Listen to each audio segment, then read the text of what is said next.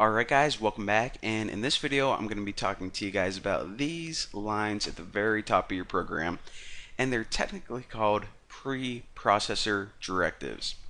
Now, you know how I told you guys like in the first video that the reason that we download this piece of software is not only so we can type code in it, but also one of the jobs of this piece of software was basically to take code that we can understand. Of course, we can read this. This is the word include main, and it pretty much translates it into ones and zeros, or in other words, code the computer can understand. Now, this process, the technical term for it is compiling your program. So, what these lines are and why I even mentioned that is because before your program compiles, what it does is it includes or pretty much runs your preprocessor directives. Kind of a tongue twister. But basically, it's going to grab the entire file wherever we tell it to. So it's going to grab stdio.h and stdlib.h, and it's going to substitute them in place right here. Now, after all your preprocessor directives are finished completing, then it's going to go ahead and compile your program.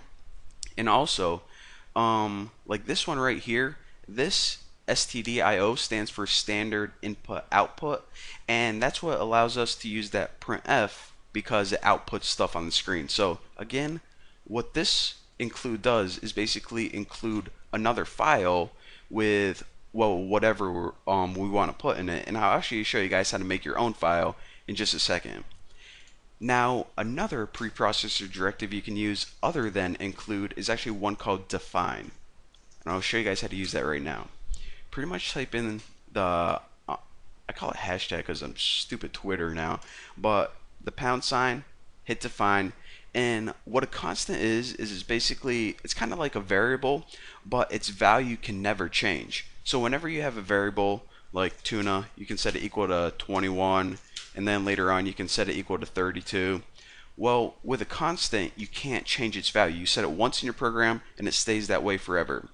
So if you want to, I don't know, just make a stupid constant, just to show you guys an example called my name. And also, whenever you're making constants, make sure that you make them in all uppercase letters. And this is just so you can easily distinguish a constant from variables in your program. It's I don't know, it's just like something all programmers do.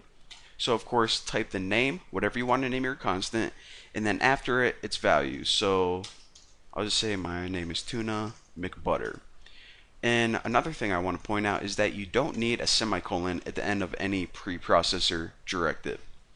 So now, basically what's going to happen is anytime we have my name in our program, might as well use it. And what are we going to put? Something stupid like me name b, and we'll just write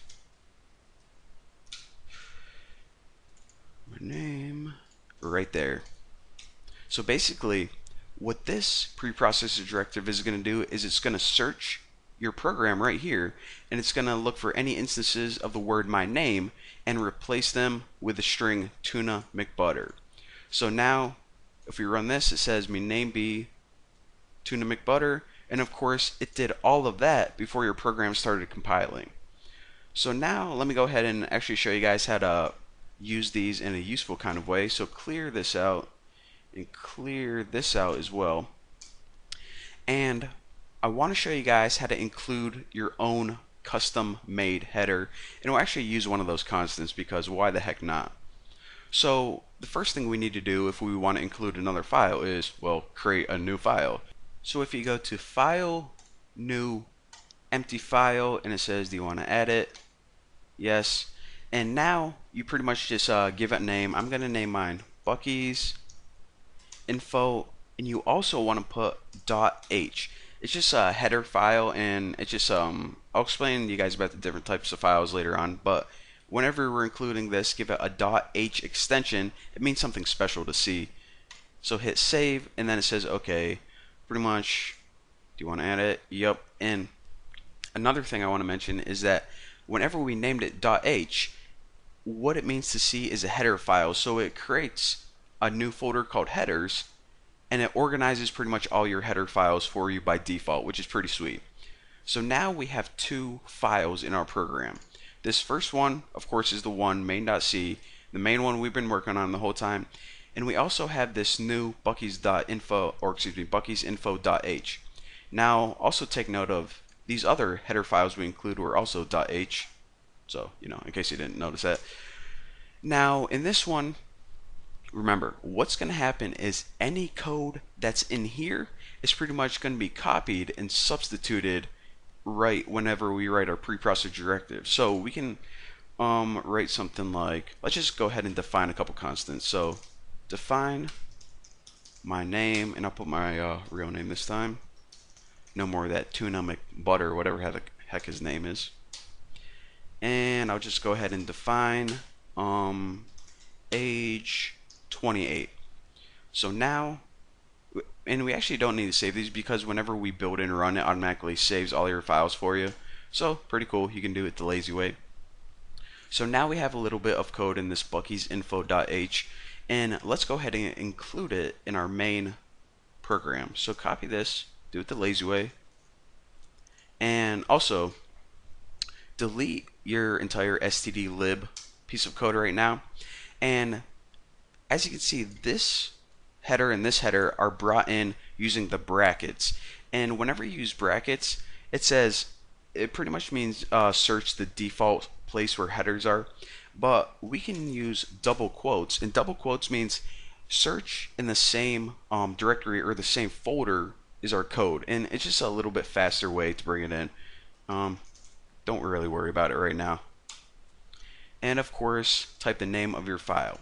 So again, it's going to include this one, and then it's pretty much going to copy this and paste it right in here. That's like pretty much what it does, actually. I should probably use that analogy earlier on. And then it runs your program. So now that we have this info brought in, let's make a cool program with it. I'll show you guys how to make a program that calculates the age of girls I'm allowed to date. So I'm like, alright, am I allowed to date a girl who's like 24 if I'm 28?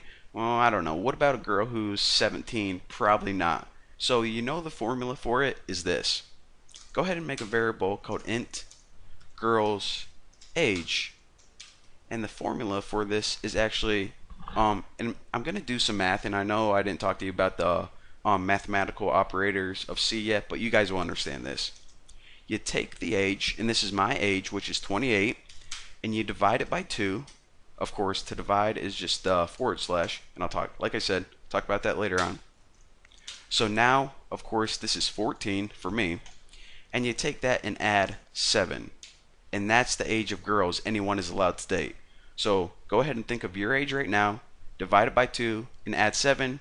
Don't date any girls younger than that. So this should equal 21, I believe. So now let's just go ahead and add a print statement. Don't need to do anything else.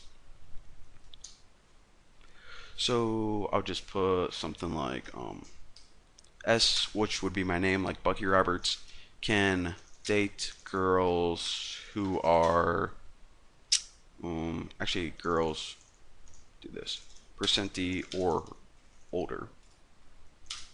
And of course, now we need to give it those pretty much like pieces of information it asks for, and this is, what I name it, age, or the first one is my name, and the second one is girl's age. So let's see if this works. Alright, so Bucky can date girls 21 or older. Alright, I am fine with that. Gotta go find me some 21-year-old hottie now. If anyone's listening, give me a call. Alright, so I'll talk you guys through this one more time real quick, just so it sticks in your brain and you're pretty much a pro with it. What we can do is we can write our own custom header file, and any code we put in here, as our program runs, it pretty much grabs this file, copies all the crap in it, and pastes it right here.